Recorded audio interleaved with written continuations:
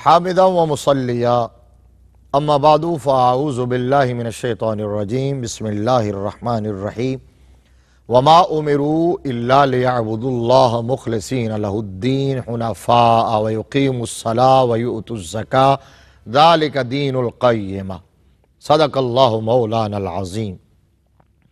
مولا صلی وسلم دائما ابدا علی حبیبک خیر الخلق کلہم والحبیب الذی ترجا شفاعتہ لکل حول من الاحوال مقتحمی۔ معزز و محتشم ناظرین کرام، سلاسل تصوف کے تعارف کے ساتھ آپ کی خدمت میں حاضر ہے۔ صحیفہ انقلاب کی آیات بینات میں اللہ تبارک و تعالیٰ نے یہ ارشاد فرمایا وَمَا أُمِرُوا إِلَّا لِيَعْبُدُوا اللَّهَ مُخْلِصِينَ لَهُ الدِّينَ، اور انہیں نہیں حکم دیا گیا مگر اس بات کا کہ وہ اللہ کی عبادت کریں دین کو اسی کے لیے خالص کرتے ہوئے، حنفاء، حنیف ہو کر، ہر باطل سے الگ تھلگ ہو کر، وَيُقِيمُوا الصَّلَاةَ، نماز قائم کریں، زکوٰۃ دیں، ذالک دین القیمہ، یہ ہے سیدھا دین، یہ ہے مستقیم دین۔ ناظرین کرام، اس آیہ کریمہ میں یہ جو مخلصین لہ الدین ہے، یہ جملہ بڑا قابل غور ہے۔ اب پہلے بھی عبادت کا حکم، بعد میں بھی اقامت صلاح اور ایتاء زکوٰۃ کا حکم، اور درمیان میں فرمایا مخلصین لہ الدین۔ یہ ساری چیزیں اس وقت کام آئیں گی، کارگر ثابت ہوں گی، فروٹفل ہوں گی، ثمر بار ہوں گی، اس وقت با مقصد ہوں گی جب نیت خالص ہوگی، جب عبادت صرف اللہ کے لیے ہو، صرف اللہ کی رضا کے لیے ہو،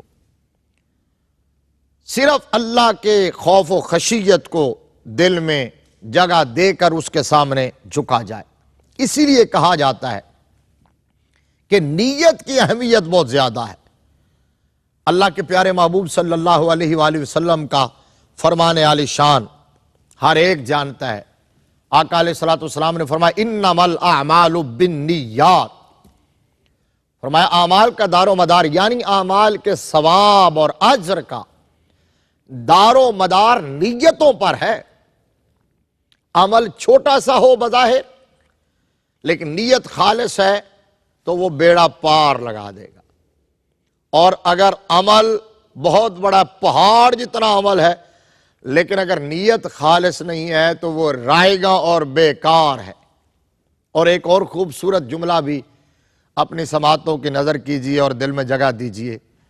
اس لیے کہا جاتا ہے کہ جو نیت ہے،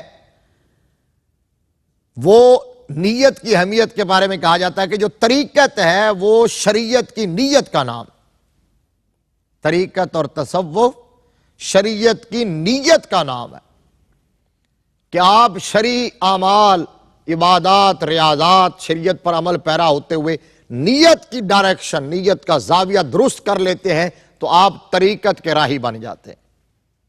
ایک واقعہ مجھے یاد آ رہا ہے کہ اسی نیت کی اہمیت بندے کو کہاں سے کہاں تک پہنچا دیتی ہے۔ ایک بزرگ نے اپنی اہلیہ کو ایک مرتبہ کہا کہ یہ کھانا لے جاؤ اور دریا کے اس پار ایک بابا جی بیٹھے ہیں، یہ کھانا ان کو دے کے آ جاؤ۔ اب وہ عورت سوچنے لگی، جب اس نے غور کیا تو اس نے اپنے شوہر سے کہا کہ سامنے دریا ہے، جب آپ کہہ رہے ہیں دریا کے اس پار ہے وہ بابا، وہ بزرگ، تو کشتی بھی نہیں ہے اور کچھ نہیں ہے، تو میں دریا کیسے عبور کروں گی، کیسے کراس کروں گی؟ وہ بزرگ فرمانے لگے دریا کے کنارے پہ جا کے کھڑے ہو کے کہنا کہ تجھے میرے شوہر کی عفت عصمت کا واسطہ، جس نے مجھے آج تک چھوا ہی نہیں ہے، مجھے راستہ دے دے تو دریا تجھے راستہ دے دے گا۔ اس عورت کی حیرت اور استعجاب میں اور اضافہ ہو گیا کہ یہ میرا شوہر نامدار یہ کیا کہہ رہے ہیں کہ ان سے تو میرے بچے ہیں، اور یہ کہہ رہے ہیں کہ میں نے چھوا تک نہیں ہے۔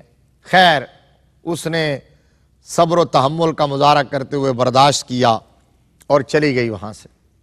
دریا کے کنارے پہنچ کے وہی جملہ کہا کہا میرے شوہر کی عفت، عصمت، پاک دامنی، طہارت کا واسطہ، جس نے مجھے آج تک چھوا نہیں ہے راستہ دے دے۔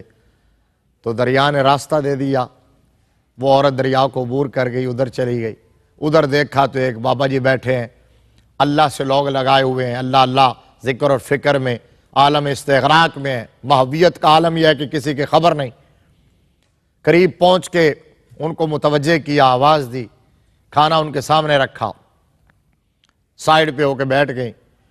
انہوں نے کھانا تناول فرما کے اب جب ان کی طرف دیکھا تو عرض کیا بابا جی اب میں واپس کیسے جاؤں؟ تو کہا کہ دریا کو جا کے یہ کہو کہ اس بابے کا واسطہ جو 35 سال سے بھوکا ہے، اس نے کچھ کھایا پیا نہیں ہے، مجھے راستہ دے دے۔ تو عورت اور حیران ہوئی کہ ابھی میرے سامنے کھانا تناول فرمایا اور کہتے ہیں 35 سال سے کچھ کھایا پیا نہیں ہے۔ خیر دریا کے کنارے جا کر کہا، دریا نے راستہ دے دیا۔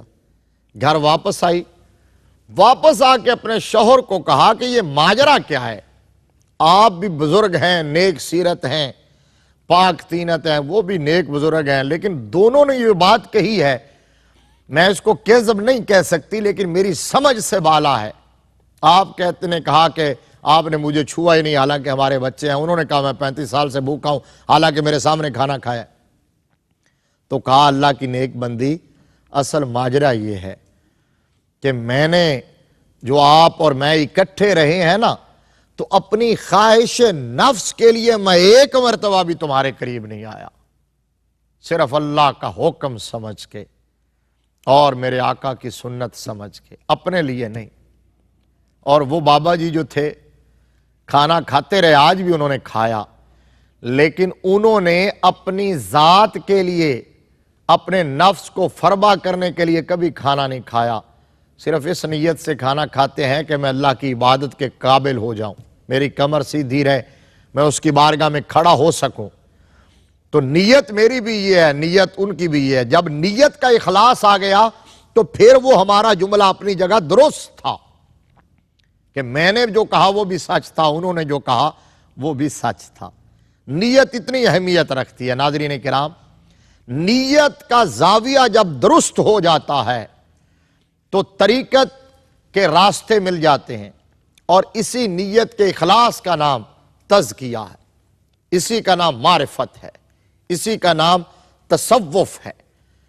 آج ہم سلاسل تصوف کے تعارف کے سلسلے میں سلسلہ عالیہ رفاعیہ کا ذکر آپ کے سامنے کر رہا ہوں، اور یہ سلسلہ رفاعیہ جو ہے اس کے بانی ہیں سیدنا شیخ احمد کبیر الرفاعی علیہ الرحمہ الحسینی شافعی، سید احمد کبیر الرفاعی الحسینی شافعی علیہ الرحمہ۔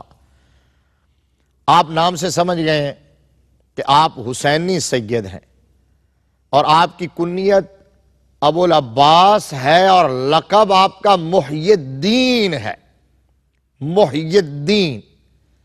آپ کے آباء و اجداد میں ایک ہستی کا نام رفاعہ تھا، جس وجہ سے آپ رفاعی کہلواتے ہیں۔ 512 ہجری میں آپ کی ولادت ہے اور 578 ہجری میں آپ کی وفات ہے۔ عراق کے اندر آپ کا مزار پر انوار مرجع خلائق ہے۔ خاص بات یہ ہے سلسلہ عالیہ رفاعیہ کی اور حضرت سید احمد کبیر الرفاعی الحسینی الشافعی علیہ الرحمہ کی، کہ وہ سید تو ہیں ہی ہیں، وہ آل نبی اولاد علی تو ہیں ہی ہیں، امام علی مقام کی نسل اور نسب سے تعلق رکھتے ہیں، لیکن دربار رسالت میں بہت مقبول۔ سید الشیخ احمد کبیر الرفاعی علیہ الرحمہ کا بارگاہ مصطفیٰ میں مقام اور مرتبہ اتنا تھا، پذیرائی اتنی تھی، رسائی اتنی تھی، مقبولیت ایکسیس اتنی تھی کہ سرکار کی بارگاہ میں گنبد خضرا کے سائے میں، روضہ رسول پہ، قبر انور کے پاس، مواجہ شریف کے پاس کھڑے ہو کر یہ عرض کرتے ہیں اپنے نانا کی بارگاہ میں کہ فی حالت البعد روحی کنت ارسلها تقبل الارض وہی نائبتی وہذہ دولت الاشباح قد حضرت فامدد یمینک کی تحظی بہا شفتی۔ آقا علیہ السلام کی بارگاہ میں عرض کرتے ہیں، یا رسول اللہ، یا نبی اللہ، یا حبیب اللہ، جب میں بغداد میں ہوتا تھا، حالت بود میں ہوتا تھا، تو اپنی روح کو آپ کی بارگاہ میں بھیجواتا تھا۔ میری روح آپ کے در پر سلام کرتی تھی، آپ کے نگر کی ہواؤں اور فضاؤں کے بوسے لیا کرتی تھی، آپ کا دیدار کیا کرتی تھی اور پیغام مجھے پہنچایا کرتی تھی۔ لیکن آج روح نہیں آئی، آج میں بنفس نفیس خود آپ کی خدمت میں آپ کا بیٹا حاضر ہوں، لہذا روح اور ذات میں فرق ہونا چاہیے۔ اب میں یہاں سے تب ہٹوں گا جب آپ اپنا دست نبوت باہر نکال کے مجھے بوسے کا شرف عطا نہیں فرماتے۔ ناظرین کرام، آپ دیکھیے، اندازہ کیجئے کتنی بڑی بات ہے، کتنی بڑی درخواست ہے، کتنی بڑی استدعا ہے، تمنا ہے، آرزو ہے۔ لیکن جب درخواست کرنے والا سید احمد کبیر الرفاعی ہو، درخواست کرنے والا مہر علی شاہ ہو، درخواست کرنے والا احمد رضا ہو، درخواست کرنے والا مولانا جامی ہو، درخواست کرنے والا شیخ عبد القادر جیلانی ہو، تو پھر مادی دنیا کے کرینے بدل کے دیدار عطا فرمایا جاتا ہے۔ پھر چشم فلک نے دیکھا کہ میرے آقا علیہ السلام نے دست نبوت کو قبر انور سے نکالا، اور حضرت سید شیخ احمد کبیر الرفاعی علیہ الرحمہ نے آقا علیہ السلام سے، اپنے نانا جان سے، تاجدار کائنات، تاجدار ختم نبوت سے مصافحہ بھی کیا اور آپ کے دست نبوت کو بوسہ بھی دیا۔ یہ ہے مقبولیت اور پذیرائی۔ ایک بات آگے جانے سے پہلے یہاں عرض کر دوں، یہ بات ذہن نشین رہے کہ ہمارے ناظرین میں کسی کے بات ذہن میں یہ آ سکتی ہے کہ جی یہ واقعہ تو پیران پیر حضور سیدنا غوث اعظم دستگیر رضی اللہ تعالیٰ عنہ کا ہے۔ جی ہاں، سیدی اعلی حضرت نے فتاوی رضویہ شریف کے اندر اس بات کی وضاحت کی۔ یہ جو کنٹرڈکشن ہے بظاہر، اس کا ازالہ اور رفع فرمایا۔ آپ سے سوال کیا گیا کہ جی بتائیے کہ یہ واقعہ شیخ سید احمد کبیر الرفاعی کا ہے یا سیدنا شیخ عبد القادر جیلانی کا ہے؟ تو حضور سیدی اعلی حضرت امام عشق و محبت، جن کو خود وہاں دیدار ہوا، جب درخواست کی تھی سرکار کی بارگاہ میں کھڑے ہو کر کہ آقا دیدار عطا فرمائیے، اور پھر کچھ لمحات گزرے تو کیفیات مایوسی کی طاری ہوئیں، تو اس وقت عرض کیا تھا، کوئی کیوں پوچھے تیری بات رضا، تجھ سے کتے ہزار پھرتے ہیں۔ کوئی کیوں پوچھے تیری بات رضا، تجھ سے کتے ہزار پھرتے ہیں۔ تو میرے آقا کریم صلی اللہ علیہ وسلم نے یہ وارفتگی، شیفتگی، یہ مچلنا، یہ مضطرب ہونا، یہ بے قرار ہونا، اور یہ لیول دیکھا احمد رضا کے جذب و مستی کا اور عشق و محبت کا اور غلامی کا، تو پھر میرے آقا کریم سامنے تشریف لے آئے اور دیدار کروایا۔ تو پھر عرض کیا کہ وہ سوئے لالہ زار پھرتے ہیں، تیرے دن اے بہار پھرتے ہیں، تیرے در سے جو یار پھرتے ہیں، در بدر یوں ہی خار پھرتے ہیں۔ اعلی حضرت نے کہا کہ یہ واقعہ ان دونوں بزرگوں کے ساتھ پیش آیا ہے، شیخ احمد کبیر الرفاعی علیہ الرحمہ کے ساتھ بھی، اور سیدنا شیخ عبد القادر جیلانی علیہ الرحمہ کے ساتھ بھی، اور دونوں کی عبارت بھی درخواست کی تقریباً سیم تھی۔